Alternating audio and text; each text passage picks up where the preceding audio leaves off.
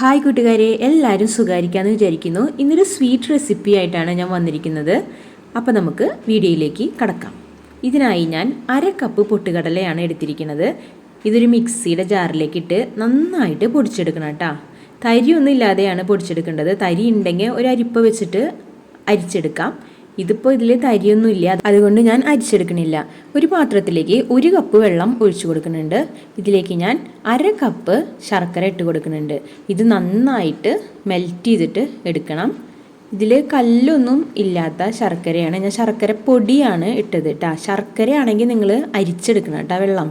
ഇനി ഒരു പാത്രം ചൂടാക്കാൻ വെച്ചിട്ട് ഇതിലേക്ക് ഞാൻ ആ പൊട്ടുകടല പൊടിച്ച പൊടി ഇട്ട് കൊടുത്തിട്ട് ഒരു 2 മിനിറ്റ് ഫ്രൈ ചെയ്തിട്ട് എടുക്കുന്നുണ്ട് കേട്ടോ. ഹൈ ഫ്ലെയിമിൽ ഇടരുത്, ലോ ഫ്ലെയിമിൽ ഇട്ടിട്ടാണ് ഞാൻ വറുത്തെടുക്കുന്നത് കേട്ടോ.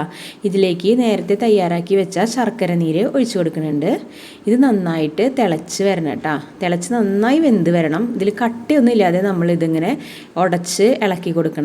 ഇത് നന്നായിട്ട് കുറുകി വരണ വരെ നമ്മൾ കൈയെടുക്കാതെ ഇളക്കി കൊടുക്കുക കേട്ടോ. ഇതിലേക്ക് ഞാൻ കുറച്ച് ഫുഡ് കളർ ചേർത്ത് കൊടുക്കുന്നുണ്ട്. ഇത് ടൊമാറ്റോ റെഡ് കളറാണ് ഞാൻ ചേർത്ത് കൊടുക്കുന്നത്. കളർ ചേർക്കുന്നത് ഓപ്ഷനിലാണ്, നിങ്ങൾക്ക് ഇഷ്ടമുണ്ടെങ്കിൽ ചേർത്ത് കൊടുത്താൽ മതി.